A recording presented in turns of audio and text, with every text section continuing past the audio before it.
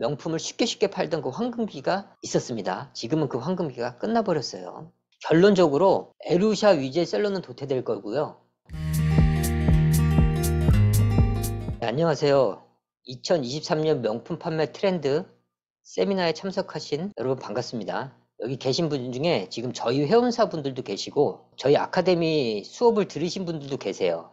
참석하신 분들은 대부분 명품 사업 경험이 조금씩이나마 있다고 생각하고 진행을 하겠습니다. 명품 사업을 염두에 두신 분들도 알아두시면 이제 도움이 좀 되실 거예요. 현재 명품 시장이 급변하고 있는데 적응 못 하시는 분들이 많아서 그 원인을 같이 한번 알아보고 해결책을 공유해보자고 생각이 들어서 이 자리를 마련했습니다. 그리고 초보분들 혹은 이제 시작하시려는 분들은 어떤 것을 조심해야 되는지도 같이 알려드리려고 합니다. 저희는 명품 도매 플랫폼 매치스럭스를 운영하고 있는 운영진입니다. 저는 주식회사 이끌라의 운영총괄이사 유병관이라고 합니다. 그리고 1부, 2부 진행을 할 것이고요. 명품 시장의 현재 상황과 어려워진 원인에 대해서 주로 말씀드리고 3, 4부에서는 유성목 대표이사님이 진행하실 겁니다. 지금 명품 시장이 굉장히 큰 변화가 왔어요. 불황에 관한 명품 시장이라는 말이 있었는데 아주 강한 글로벌 악재와 브랜드 정책 변화와 명품 플랫폼의 수수료 증가 등 명품 플랫폼의 변화, 그리고 탈온라인 집중화, 온라인에서 구매하던 분들이 오프라인으로 흩어지는 이런 것들이 연이어 발생하니까 명품 시장도 흔들리고 있는 추세입니다. 여기서의 명품 시장은 온라인 명품 시장을 얘기하는 거예요. 크게 4가지 정도의 원인을 분석을 해볼게요. 특히 온라인 의존도가 높은 초보와 소규모 사업자들이 가장 심각하게 타격을 입고 있습니다. 첫 번째 원인은 다들 뉴스에서 듣고 어디서 듣고 아실 거예요. 금리 인상으로 인해서 자금 유동성이 축소되고 자금 경색이 되니까 소비 심리가 유축되고 소비 계층 자체가 축소가 돼 버렸어요. 이는 명품 사업자의 매출 감소로 이어지게 되었습니다.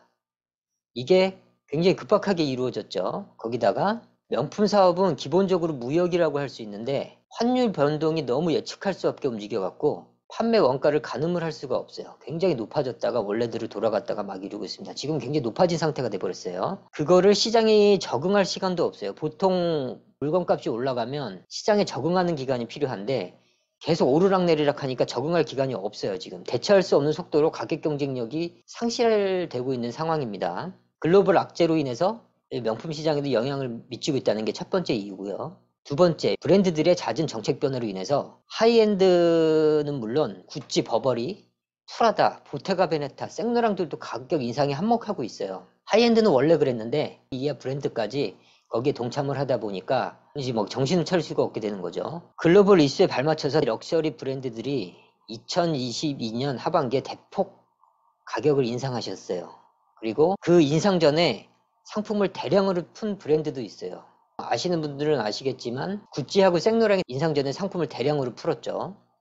그러고 나서 가격을 십몇 프로를 올려버렸습니다. 특히 인기 많은 아울렛 라인이 그랬고 아직도 진행 중이에요. 그러다 보니까 공급 조절이 일부 실패가 돼서 한국의 명품 가격이 안정화가 되기에는 아직 불안정한 상태예요. 소비자가 얼마 전까지 1,000원에 사던 거를 1,200원에 살 때 기간이 필요한데 연속적으로 계속 오르고 많이 오르고 또 물건을 많이 풀다 보니까 기존에 물량을 많이 소화하신 분들은 계속 옛날 가격으로 팔고 있고 새로 진입하시는 분들은 오른 가격으로 하고 있으니까 이게 혼선이 많이 생기는 거예요. 현재도 몇몇 브랜드는 가격 안정화에 실패하고 있고 대량으로 사입을 한 규모 있는 사업자들이 버티고 있는 경우가 많이 있습니다.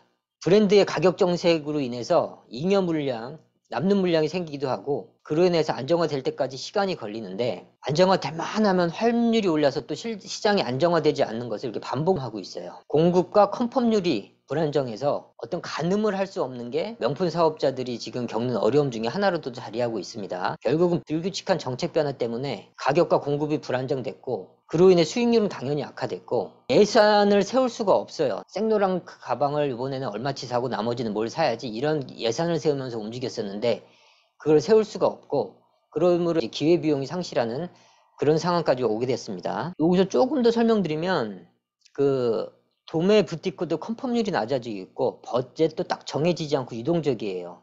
공급 불안정의 이유로 한국의 큰 판매 채널 즉 뭐 OK몰, 무신사 이런 채널도 지금은 저희 같은 에이전시를 통하지 않고 바로 직거래하고 있어요. 뭐 큰 대기업에 해당하는 이 유통 채널들이 직접 공급에 손대다 보니까 이게 또 소규모 판매자들이 어려워지는 이유를 또 가중시키고 있습니다. 당연히 바잉 파워가 약하니까 또 그렇게 되겠죠. 가격 인상의 예를 한번 들여다볼게요. 명품은요, 가격 인하를 한 적이 없습니다. 진짜 거의 없을 거예요. 오로지 가격 인상만 합니다. 정 안 될 때는 인상한 거를 할인 정책을 하긴 해도 그거를 인하를 하는 경우는 저는 본 적이 없어요. 예전에 가격 인상, 특히 샤넬 소식이 전해질 때마다 백화점 앞에서 줄 서서 오픈런 하는 사람들로 채워졌지만 이제 그것도 옛날 얘기입니다. 지금은 그렇지 않아요. 그때 명품 사업을 생각한 사람들이 대폭 증가한 시기이기도 해요. 관련해서 피해자도 많이 생겨나고 있죠. 그 얘기는 조금 이따가 하겠습니다. 실제 얼마나 올렸는지 이게 자료를 가지고 와봤어요. 대표적인 두 가지로. 샤넬의 대표적인 시그니처 가방인 샤넬 미디엄 백인데요. 무려 거의 뭐 84%가 인상이 되었어요. 샤넬에서는 물가 인상이라고 같이 발맞춰서 했는데 말도 안 되는 얘기죠. 아마도 하이엔드에 대한 이름값을 지키고 싶어서 저렇게 가격 인상을 하고 있는 것 같은데 이제는 한계점에 달아다른 것 같아요. 사람들이 오른다고 이제 사지를 않아요.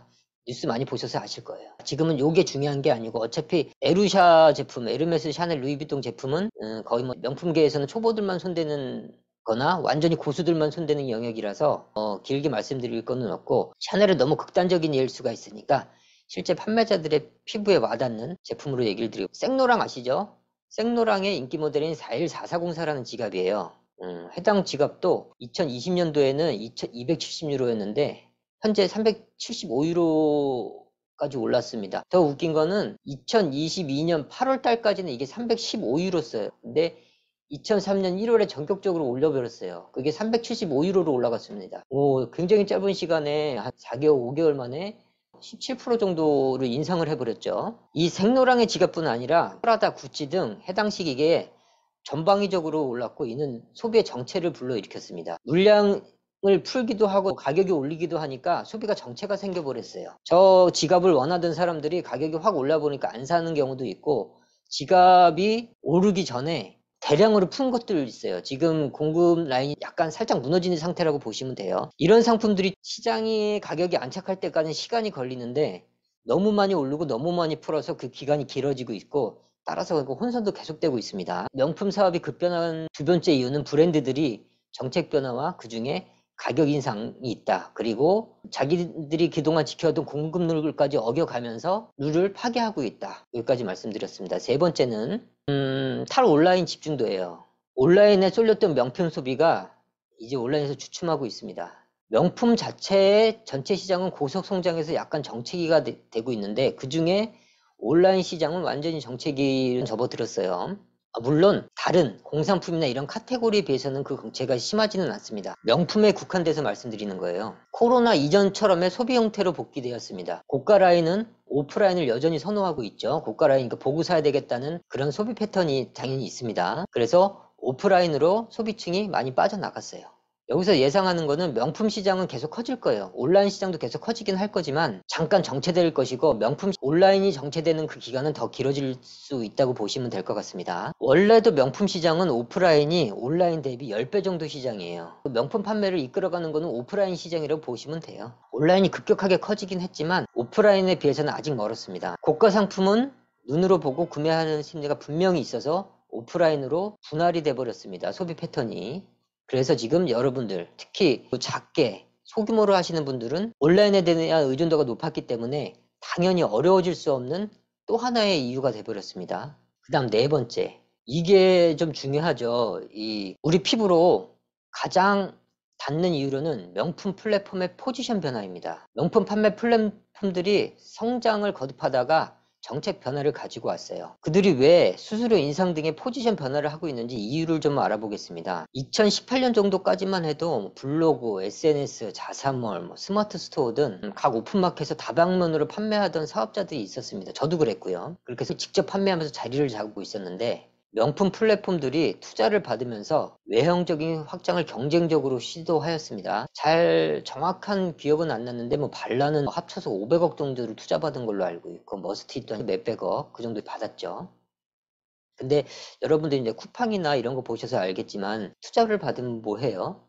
외형 확장에 그냥 힘을 쏟을 수밖에 없어요. 어차피 온라인은 1등만 모든 걸 가져가는 시장이기 때문에 1등이 되려고 모든 거를 쏟아붓습니다. 거기다가 코로나 시국이 거치면서 유동성 자금이 풍부하게 물렸죠. 그래서 온라인 집중화가 더 가속화됐고 마케팅에 돈을 쏟아부어서 온라인 명품 시장은 급속도로 커졌습니다. 그리고 옛날 각자 뭐 블로그, SNS, 오픈마켓, 명품 플랫폼, 뭐 스마트 스토어, 자사몰 이렇게 팔던 판매자들이 강력한 판매 채널로 부상한 명품 플랫폼에 다 종속되기 시작했어요. 그럴 수밖에 없죠. 명품 플랫폼이 그렇게 마케팅비를 쓰는데 그럴 수밖에 없죠. 그래서 판매 채널의 선택지가 굉장히 좁혀져 버렸어요. 현재도 좁혀진 상태입니다. 직접 판매하던 시대에서 플랫폼이 팔아주는 시대로 바뀐 겁니다. 사실 이 시기는 명품 판매자들은 플랫폼의 마케팅비를 공짜로 사용한 거나 다름없습니다. 반란이 고객 하나 모시는데 4만 원 정도의 마케팅비가 들었다고 해요. 어마어마하죠. 한 분 고객을 나한테 유입시키는데 4만 원을 드는데 우리 정도는 그렇게 광고비를 쓸 수가 없죠. 그러니까 저희는 명품 플랫폼들이 광고비를 대신 써준 거라고 보시면 돼요. 관람 머스트의 트렌드에 올라타서 명품을 쉽게 팔던 그 황금기가 있었습니다. 지금은 그 황금기가 끝나버렸어요. 판매자는 플랫폼의 득을 본 거나 다름없어요. 업혀간 거죠. 플랫폼들이 이제 양적 팽창에 대한 힘을 거두고 수익화 전략으로 전환하고 있어요. 투자자의 입김이 당연히 작동했을 거고요. 마케팅비를 쏟아부어도 자금 경색으로 인해서 마케팅 대비 효율이 안 된다는 판단을 당연히 하였을 겁니다. 격리기간 해제로 해서 온라인 집중도가 풀리기도 하였고요. 플랫폼들이 이걸 모르고 있을까요? 당연히 더 잘 알고 있습니다. 자기들도 살아남아야 되니까. 그들은 이제 수익화 단계로 일단 광고비 대폭 줄였습니다. 요즘 TV 광고 안 나오고 있죠? 그것만 봐도 아실 수 있어요. 거기다가 기존의 손실을 만회하고자 수수료 인상을 추가로 하였습니다. 반란이 8에서 12%인가 이렇게 올리고 머스티도 한 3%인가 더 올리고 했죠. 보통 명품이 객단가가 50만 원이라고 치면 3%만 올려도 15,000원인데 판매자 입장에서 굉장히 크죠. 객단가가 크기 때문에. 이제 플랫폼들도 마케팅을 못해서 이제 판매가 둔화되었는데 수수료 인상을 판매자한테 전가시키면서 판매자들은 가격 경쟁력이 사라져가지고 이중결을 겪고 있어요. 이제 마케팅을 안 해줘서 판매도 둔화됐는데 수수료도 올라버려갖고 가격 경쟁력도 없어지고 거기다 수익 하락이 동시에 되고 있어요. 그래서 굉장히 힘들어졌죠. 우리나라 속담에 있죠. 울고 싶은 놈 뺨 때린 격이 돼버렸죠. 예. 근데 글로벌 이슈나 이런 거 다 봐서는 이거는 어쩔 수 없는 프로세스가 진행되고 있다라고 보시면 돼요. 명품 시장의 변화에 대해서 정리를 좀 해보자면 글로벌 이슈와 맞물려서 브랜드의 정책이 변화가 됐고 플랫폼의 포지션 변화 등 여러 악재들이 동시다발적으로 벌어져서 명품 판매까지 영향을 미치게 되었습니다. 현재 브랜드들은 가격 인상을 해놓고 안 팔려가지고 브랜드의 이미지가 망쳐지지 않는 선에서 할인 판매도 하고 있고 부티크에 추가 납품 등으로 물량을 빼고 있습니다. 저희 회원분들은 아실 거예요. 저희가 이번에 구찌 아울렛이나 이런 거를 굉장히 싼 걸로 대량 공급을 해드리고 있죠. 이런 이유가 있었기 때문에 그게 대량 공급을 해드릴 수가 있었던 거예요. 그리고 부티크의 추가 납품 물량도 빼고 있는 게 있어요. 아까 그 4143공사 같은 거는 부티크로 나오는 물량이 굉장히 적었어요. 근데 저희가 거래하는 부티크에 대량으로 이 물건이 할인 가격으로 쏟아져 나왔습니다. 이거는 공급률이 살짝 무너진 거예요. 예전에 불과 1년 전에 명품 유통에서는 볼 수 없는 행태가 이루어지고 있어요. 명품 공급이 매우 흔들리는 이유고 그거에 대한 결과값이라고 보시면 되겠죠. 이 명품 브랜드들이 오른 가격으로 가격이 안정화될 때까지는 공급 채널을 계속 확대하고 당분간 불안정한 기조가 유지될 걸로 생각됩니다. 그 당분간이 언제일 것까지는 저도 모릅니다. 시장만 알겠죠. 좀 정리가 되셨죠? 그래서 글로벌적인 문제가 브랜드에도 영향을 미쳤고 플랫폼에도 영향을 미쳤다. 그런데 우리 셀러들은 또 대폭이 늘어나 버렸다. 왜냐면 코로나 시국에 그때는 완전히 장밋빛이었으니까 그때 명품에 대해서 기사들도 너나나나 이제 나오고 뭐 교육이나 이런 거에 대해서도 마케팅도 많이 나오고 콘텐츠도 너나나나 만들어지고 하니까 진짜 명품 사업이 쉽게 잘 되는구나 이렇게 생각을 하고 뛰어드신 분들이 많이 계세요. 어쨌든 사람 많아지면은 경쟁자가 많아지는 거고 사람 많아지면 그 좋을 게 별로 없어요. 뭐 예를 들어서 셀러 같은 경우는 에루샤 위주 셀러가 대량 유입이 되는데 왜냐면 이제 에르메스, 루이비통, 샤넬이 가장 대표적으로 아는 브랜드니까 거기서 더 공부를 안 하고 거기만 집중을 해서 그런 분들도 많이 생겨요. 근데 저분들이 물건 사가지고 안 팔리면 어떡하겠어요? 네, 속된 말로 땡처리를 하겠죠. 그러면 일단 시장 가격이 막 무너지기 시작하는 거예요. 그런 여러 가지 이유들이 막 결부되어 있습니다. 그러나 결국은 셀러 중에서도 이 시기를 잘 견디고 나면 경쟁력 없는 셀러는 도태돼요. 네, 많이 봐왔습니다. 그리고 실제로 이런 시기를 잘 겪고 나면은 오히려 한 계단 올라가는 계기가 되는 것을 많이 봐왔어요. 저희도 그래서 이런 시간을 마련했고 어떤 점을 조심해라. 앞으로는 어떻게 해서 가라. 라는 거 저희가 아는 한도 내서 설명을 드리고자 이 시간을 좀 어렵게 냈습니다. 결론적으로 에루샤 위주의 셀러는 도태될 거고요. 부티크나 아울렛 상품의 사입 위주로 사입을 진행을 하셔야 되고 사입 판매 경쟁력 셀러가 생존을 당연히 하게 됩니다. 그리고 이제는 자사몰 등을 갖추고 사업하는 사업자가 생존을 할 수가 있어요. 특히 오프라인 매장까지 어떻게든 연계되는 사람, 자기가 운영을 하거나 뭐 친척이 운영을 하거나 아니면 위탁 판매를 집어넣거나 뭐 이렇게 하는 사람들만 생존이 예상이 됩니다. 오프라인으로 소비 행태가 흩어졌기 때문에 플랫폼, 다시 한번 강조를 드리지만 플랫폼 투자비로 치킨 게임을 벌이고 있는데 투자 시장 악화로 더 이상 자금이 들어오지가 않아요. 그러니까 플랫폼에 계속 목을 매면 안 된다는 얘기예요. 광고비하고 인력 감축을 통해서 영업이익을 정상화하는 작업을 하고 있거든요. 플랫폼들끼리도 살아남기 위한 전쟁을 치르고 있어요. 그들도 굉장히 어려워요. 근데 그나마 이제 플랫폼 중에 가품의 이슈가 별로 없는 크림의 영향력 확대가 좀 조심스럽게 예측이 됩니다. 여러분들도 이제 크림에서 잘 팔리는 물건을 소싱하는데 집중하시는 게 일단 그 해결책이 하나예요. 내 감에만 의존하거나 데이터 없는 거를 구매하시지 말고 수익이 좀 덜 남거나 해도 크림에서 주로 판매하는 게 물건이 나올 때까지 꾹 참고 기다리셨다가 어디 도매에서 나오면 도매를 잡아서 빨리 파는 게 그게 현재로서는 이득입니다. 그거를 밑판으로 깔고 가셔야 돼요. 아주 잘하시는 분들은 여기 범주에서는 좀 벗어나고요. 자, 이제 우리는 대외적 요건으로 인해서 셀러들이 왜 힘들어졌는지 그 이유를 좀 알게 되었어요. 이 와중에 코로나 특수로 인해서 에루사 유제 셀러가 대량 유입됐으나 그 셀러들은 이제 점점 도태되고 있다는 거. 직접 하시는 분들은 직접 피부로 느끼시고 계실 거예요. 명품 판매 경험이 있거나 교육을 좀 받으셨거나 하신 분들은 왜 그런지 이유를 아실 거예요. 그래서 사입 판매, 경쟁력 있는 셀러가 생존이 가능하고 구매 대행을 하시려면 이제 자사몰까지 이제 생각을 하셔야 되고 오프라인 매장과 연계되는 사업자들만 자생력을 갖춰지게 될 거라고 생각이 듭니다. 남들이 덜하고 잘 모르는 판매와 구매 시장으로의 접근이 최대 경쟁력이 될 거예요. 선글라스 여러분들이 생각지도 못하신 분들이 많이 계실 거예요. 근데 실제 선글라스로 판매 테스트를 해보고 말씀드리는 거예요. 인플루언서 인스타그램이나 유튜브를 통해서 엄청 잘 팔리더라고요. 그리고 선글라스도 명품이기 때문에 한정 수량만 가져오고 그거를 좋은 공급 라인을 통해서 얼른 잡는 사람들이 판매를 하면 많이 좋더라. 이거는 저희가 실제 판매를 테스트를 거쳐보고 말씀드리는 거고 저희 회원사들한테는 이 기회를 드린 분들도 있어요. 그래서 아마 4월 달부터는 이제 들어오시는 물량 셀린너 선글라스를 진행을 하고 있는데 아마 그거는 이제 재미를 보실 거예요. 만약에 그게 또 잘 되고 그러면 저희도 투자를 해서 여러분과 같이 더 많은 분들께 기회를 드리고자 노력을 할 것입니다. 인플루언서도 저희가 섭외하고 해서 괜찮은 분들로 여러분들 혼자 할 수 없는 거를 저희랑 같이 하는 체계를 좀 구축을 하고 있어요.